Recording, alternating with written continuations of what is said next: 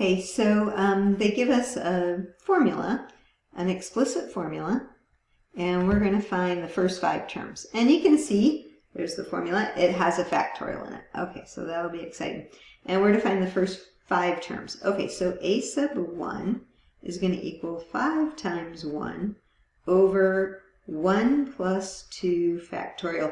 And it's very common to write the formulas out this way with everything in place before we start actually doing the calculations. So 5 over 3 factorial, which is going to be 5 over 3 times 2 times 1, which is going to be 5 over 6. Okay, we got the first term. So now we'll do the second term, which is going to be 5 times 2, because it's n is 2. Okay, so we have to keep that in mind. Over 2 plus 2 factorial. That's going to be 5 times 2. Now there's a reason I didn't make it 10, but then that's 4 factorial, right? So 5 times 2 over 4 times 3 times 2 times 1.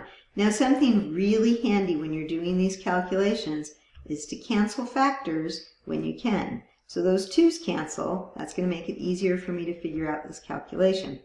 So I'm going to have 5 over 12, I meant to say 12, and that was a sub 2. All right, now we'll do a sub 3. I think we're doing the first 5 terms. Okay, so I'm going to write 5 times 3. I don't have to write the parentheses, but I can.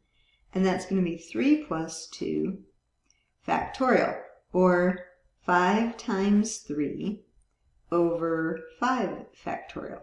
Now this is how I like to write it out. 5 times 3 over 5 times 4 times 3 times 2 times 1. And then I'm going to cancel what I can cancel. So I get to cancel the 5's. You can't do that canceling up here because it's not a 5, it's a 5 factorial. So just warning on that. You got to make sure you write out the factors so that you can do that canceling. And then what else can I cancel? The 3, right? Okay, now it looks like the numerator canceled out, right? So I have 1 in the numerator, and then we have 4 times 2 times 1, which is 8. Okay, now I need the fourth term. A sub 4 is going to be 5 times 4 over, 4 plus 2 factorial, or 6 factorial, right? So 5 times 4 over 6 times 5 times 4 times 3 times 2 times 1. And then stuff's going to cancel. So the 5's canceling, the 4's canceling. So what do I have? 6 times 6, which is 36. So I'm going to have 1 in the numerator and 36 in the denominator. Okay, I should write it down here so it can be with the other terms. Okay, now we're ready to do a sub 5, our last one, which is going to be 5 times 5. I went back to the parentheses. And then it's going to be 5 plus 2 factorial. So I'm going to have 5 times 5 in the numerator. And then I'm going to have 7 factorial. 7 times 6 times 5 times 4 times 3 times 2 times 1.